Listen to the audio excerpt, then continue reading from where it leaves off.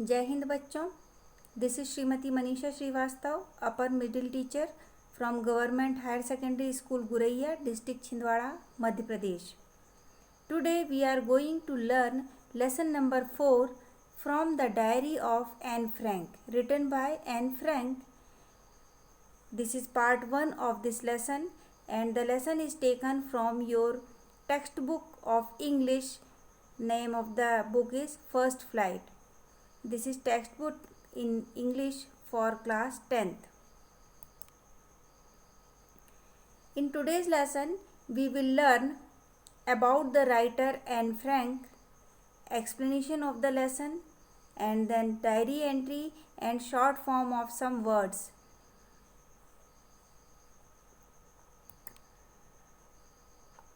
Before start reading the lesson, first we shall know something about the writer Anne Frank. Anneliese Marie Anne Frank, 12 June 1929 February March 1945, was a German-born Jewish girl who wrote while in hiding with her family and 4 friends in Amsterdam during the German occupation of the Netherlands in World War II. Anneliese Marie, जिनको short में हम बोल रहे हैं Anne Frank, जिनका जन्म 12 जून 1929 को हुआ था और मृत्यु फरवरी मार्च के लगभग 1945 में हुई थी। ये जर्मन में पैदा हुई जीविश लड़की थी, जिन्होंने उस समय लिखा जब वो अपने परिवार के साथ और अन्य 4 मित्रों के साथ एम्स्टर्डम में छुपी हुई थी। हाइडिंग यानी छुपी हुई थी, क्योंकि उस समय जर्मन ऑक्यूपेशन जर्मनी लोगों ने अपना आधिपत्य जमा लिया था नीदरलैंड्स पे। ये वर्ल्ड वार सेकेंड के समय की घटना है। हर family had moved to Amsterdam after the Nazis gained power in Germany but were trapped when the Nazi occupation extended into the Netherlands. उनका पूरा परिवार, एन फ्रैंक का पूरा परिवार एम्स्टर्डम को चला गया था जब नाजियों ने सत्ता हथिया ली थी और जर्मनी में सत्ता हथिया ली थी और were trapped when the Nazi occupation extended into Netherlands. और ये लोग वहीं एम्स्टर्डम में ही फंस गए थे जब नाजियों ने नीदरलैंड पे अपना कब्जा कर लिया था और लंबे समय तक कब्जा जमाए रखा था।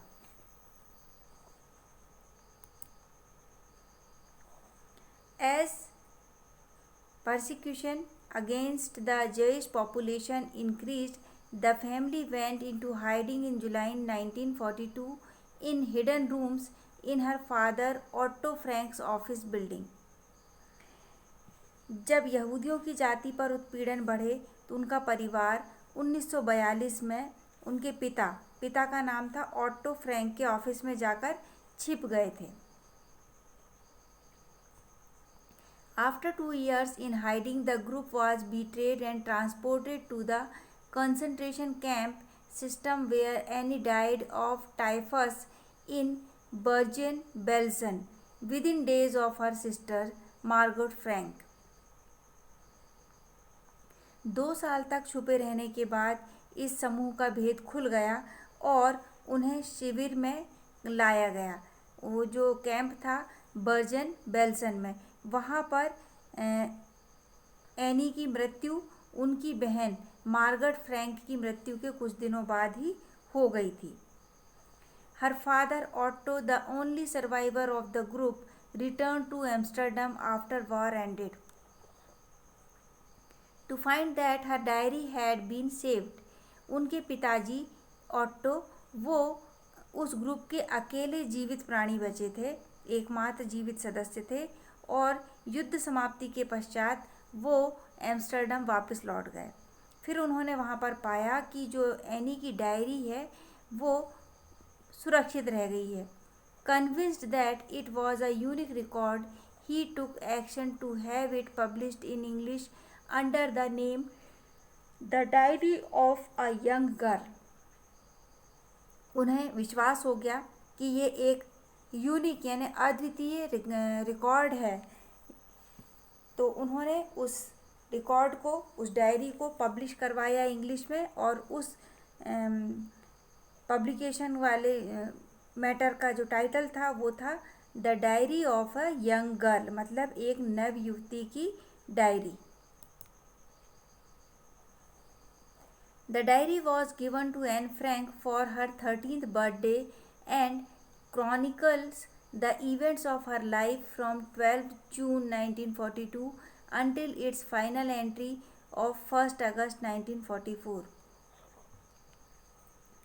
डायरी एनी को उनके पिताजी के द्वारा दी गई थी उनके 13वें बर्थडे पर, और ये एक क्रॉनिकल यानी समयबद्ध घटना है जो उनके 13वें जन्मदिन 12 जून 1942 से लेकर अंतिम एंट्री 1 अगस्त 1944 तक की उसमें लिखी गई हैं। It was eventually translated from its original Dutch into many languages and became one of the world's most widely read books. Originally ये जो डायरी लिखी गई थी ये डच भाषा में लिखी गई थी, और फिर इसे कई भाषाओं में ट्रांसलेट किया गया और विश्व की सर्वाधिक पढ़ी जाने वाली बुक के रूप में ये रिकॉर्ड की गई है।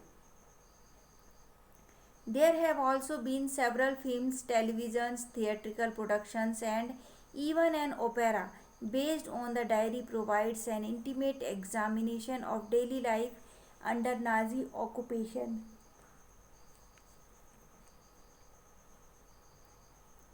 इस डायरी को आधार बनाकर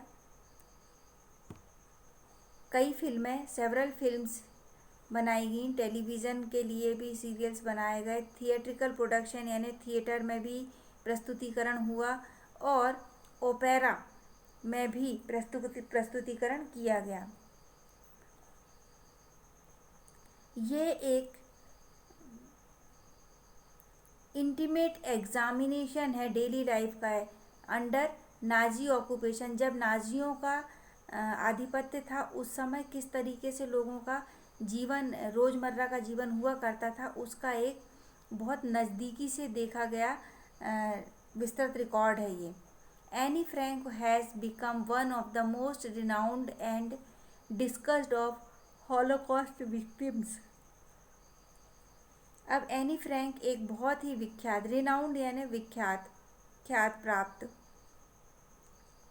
और सर्वाधिक डिस्कस की जाने वाली विक्टिम यानी चर्चित व्यक्ति, विक्टिम यानी शिकार जो हुए थे नाजियों के,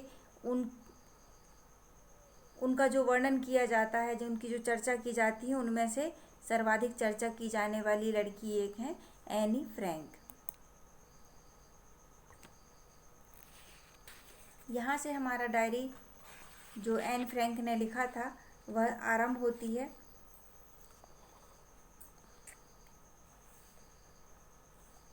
Writing in a diary is really strange experience for someone like me।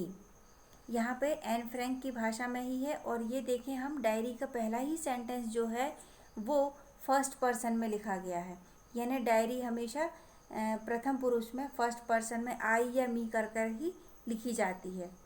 तो डायरी लिखना मेरे लिए एक सचमुच में बहुत ही अजीब सा अनुभव है। स्ट्रेंज यानी होता है अजीब सा। Not only because I have never written anything before, but also because it seems to me that later on neither I nor anyone else will be interested in the musings of 13-year-old schoolgirl। केवल इसलिए नहीं कि मैंने यह पहले कभी कुछ लिखा नहीं है, बल्कि इसलिए भी मुझे अजीब लगता है कि ये एक 13 साल की वृद्धि होती लड़की है और इसके चिंतन में कोई दिलचस्पी क्यों लेगा। ओ वेल इट डजेंट मैटर। ठीक है, इससे कोई फ़र्क नहीं पड़ता। I feel like writing and I have an even greater need to get all kinds of things off my chest. मैं लिखना पसंद करती हूँ. I like writing. And I have an even greater need to get all kinds of things off my chest. और सबसे ज़रूरी चीज़ मेरे लिए ये है कि जो कुछ मेरे हृदय में है, जो मैं सोचती हूँ, मैं उसे प्रकट कर सकूँ. Paper has more patience than people. Paper में यानी पेजेस को, पेपर को, कागज़ को बहुत ज़्यादा धैर्य होता है इंसानों की बजाय.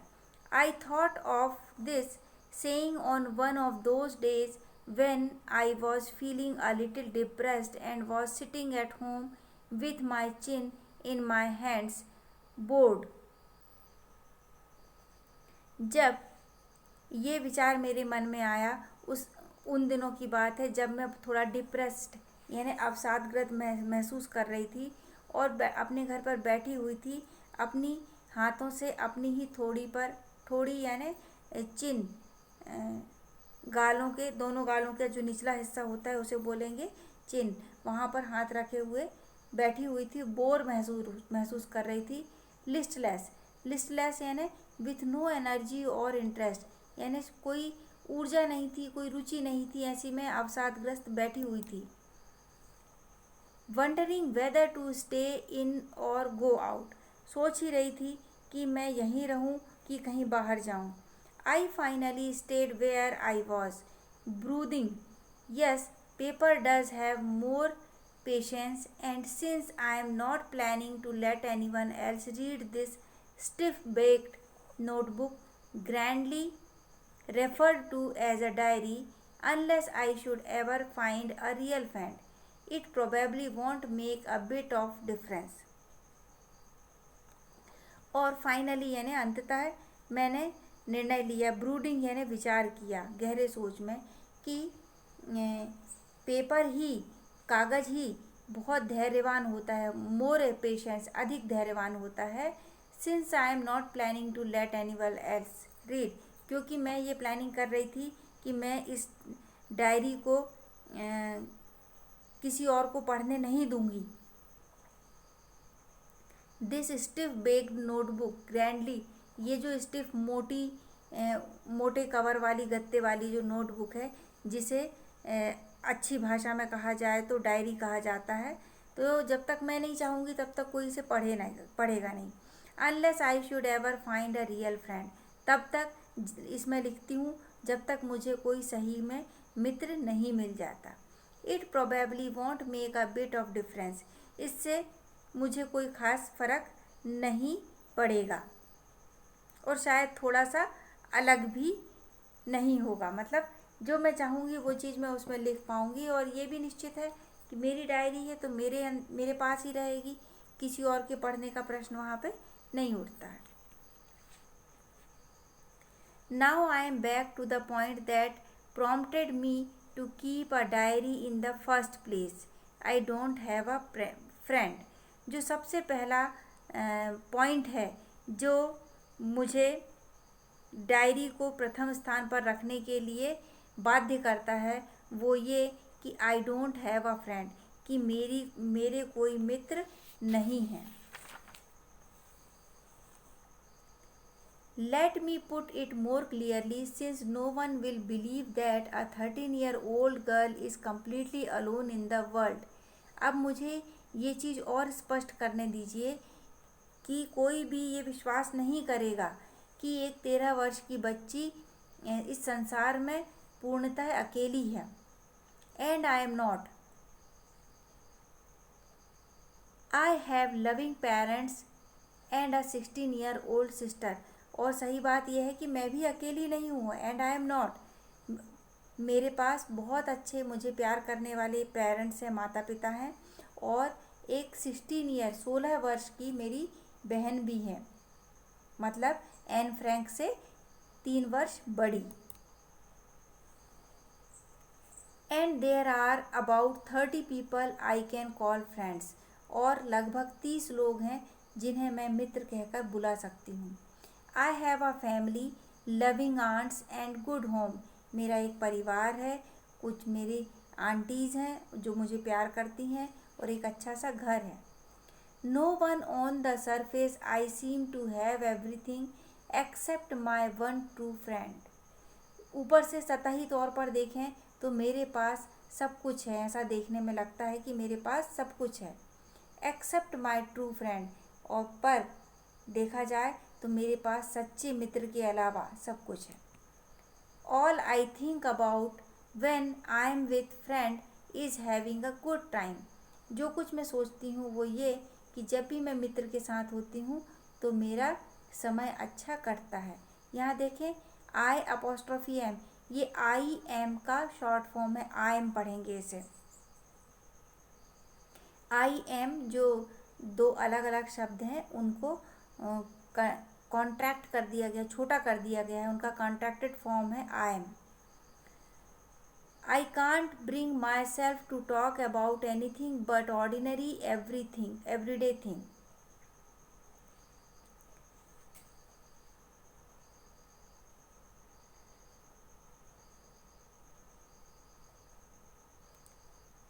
I can't bring myself to talk about anything but ordinary everyday things. मैं अपने आप से कुछ ज़्यादा विशेष बात नहीं कर पाती हूँ, बस वो साधारण की रोज़मर्रा की चीज़ें ही बातें कर के बारे में ही बात हो पाती है। We don't seem to be able to get any closer and that's the problem.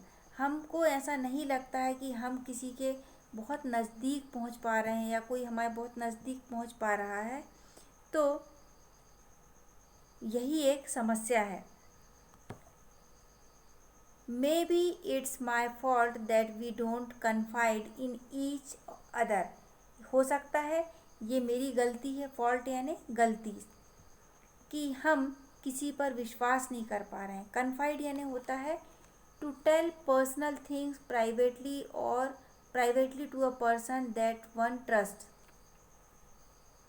Confide करना यानी किसी व्यक्ति को अपनी एकदम अंदर की भावनाएं बताना जिस पर आप पूरी तरह विश्वास करते हैं। In each other, in any case that's just how things are and unfortunately they are not liable to change. यही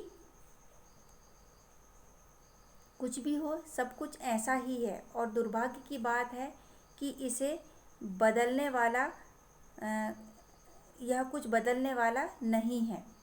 this is why I have started the diary.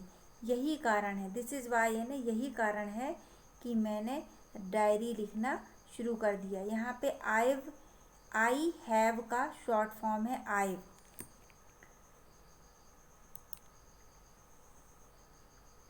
To enhance the image of this long awaited friend in my imagination, to enhance the image of this long awaited friend in my imagination, इस लंबे समय से long awaited यानी लंबे समय से इस मित्र की जिसकी मैं कल्पना करती हूँ उसको मैं बता रही हूँ। I don't want to jot down the facts in this diary the way most people would do. मैं जैसे अधिकतर लोग डायरी में अपने जो तथ्य लिखा करते हैं वैसे अपनी सारे के सारी तथ्य या बातें नहीं लिखने वाली हूँ। But I want the diary to be my friend, पर मैं चाहती हूँ कि वो जो डायरी हो वो मेरी मित्र हो। And I am going to call this friend Kitty, और मैं अपनी इस डायरी को एक नाम देने जा रही हूँ और वो नाम क्या है, किटी। ये आप लोगों को ऑब्जेक्टिव टाइप क्वेश्चन में यानी एमसीक्यूज में पूछा जा सकता है कि what name does Anne Frank gave her diary. तो डायरी को उसने नाम दिया था अपनी फ्रेंड किटी के रूप में। Since no one would understand a word of my stories to Kitty, क्योंकि कोई भी मेरे विचारों को, मेरे शब्दों को, मेरी कहानियों को जो मैं किटी से कहती हूँ वो कोई समझ नहीं सकता। If I were to plunge right in, यदि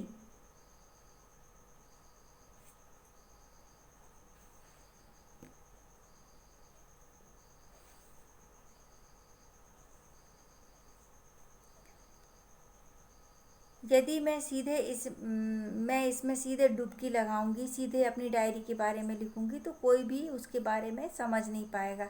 तो ये वो डायरी लिखने की पहले भूमिका बना रही है रेखिका। I'd better provide a brief sketch of my life. सबसे पहले ज़रूरी है, डायरेक्ट मैं अपने बारे में लिखने लगूंगी तो लोग समझ नहीं पाएंगे, पर उस सब तक मेरी बात विस्तृत तरीके से पहुंचाऊं, उसके लिए ज़रूरी है कि मैं अपना संक्षिप्त परिचय अपने जीवन का उस डायरी में पहले उपस्थित करवाऊं। Much as I dislike doing so, अधिकतर जबकि मैं ऐसा करना पसंद नहीं करती। कैसा करना पसंद नहीं करती? कि अपने बारे में ज़्यादा डिस्कस करना पसंद नहीं करती। पर जब तक मैं किटी, जो मेरी बेस्ट फ्रेंड बन रही है, उसको मैं अपने बारे में पूरी डिटेल नहीं दूंगी, तो वो मेरी बेस्ट फ्रेंड कैसे बन पाएगी? Since no one would understand a word of my stories to Kitty if I were to plunge, तो इसीलिए मैं उसका ब्रीफ स्केच दे रही हूँ। My father, the most adorable father I have ever seen, didn't marry my mother until he was 36। अब यहाँ पे जो एन फ्रैंक है वो अपने माता पिता के बारे में बता रही हैं कि मेरे पिताजी संसार के सबसे पूजनीय व्यक्ति, एडोरेबल यानी यहाँ पे होगा पूजनीय या फिर रेस्पेक्टेड व्यक्ति, जो जिन्हें मैं अब तक जानती हूँ उनमें सर्वाधिक पूजनीय व्यक्ति हैं मेरे पिताजी। Didn't marry my mother until he was 36, उन्होंने मेरी माँ से तब तक शादी नहीं की जब तक वो 36 की उम्र के नहीं हो गए। एंड शी वॉज 25, और मेरी माँ जो थी उस समय अपने विवाह के समय 25 ईयर्स की थी। My sister Margot was born in Frankfurt in Germany in 1926।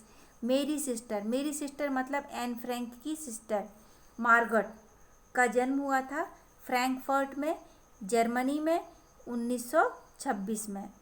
I was born on 12 जून 1929, और मैं मतलब इस लेसन की राइटर यानी एनी फ्रैंक का जन्म हुआ था 12 जून 1929 को। आपसे पूछा जा सकता है where was Anne Frank born, तो बताएंगे आप फ्रैंकफर्ट जर्मनी में। Where was Anne Frank sister was born, तो आज आ जाएगा फ्रैंकफर्ट जर्मनी में। और when was Anne Frank born, Anne Frank का जन्म कब हुआ था? 12 जून 1929 को। ये छोटे छोटे से क्वेश्चन, इंटरनल क्वेश्चंस बनते हैं जो आपको एग्ज़ाम में आते हैं, और एमसीक्यूज़ जो हैं वो बहुत ज़रूरी हैं। जब आप लेसन तैयारी करते हैं तो लेसन के साथ साथ एमसीक्यूज़ भी तैयार करते जाने हैं। तो यहाँ आज हम समय को देखते हुए हमारा लेसन आज का समाप्त करते हैं। नेक्स्ट पार्ट में फिर मिलेंगे इस लेसन को कंप्लीट करने के लिए। Thank you, have a great day.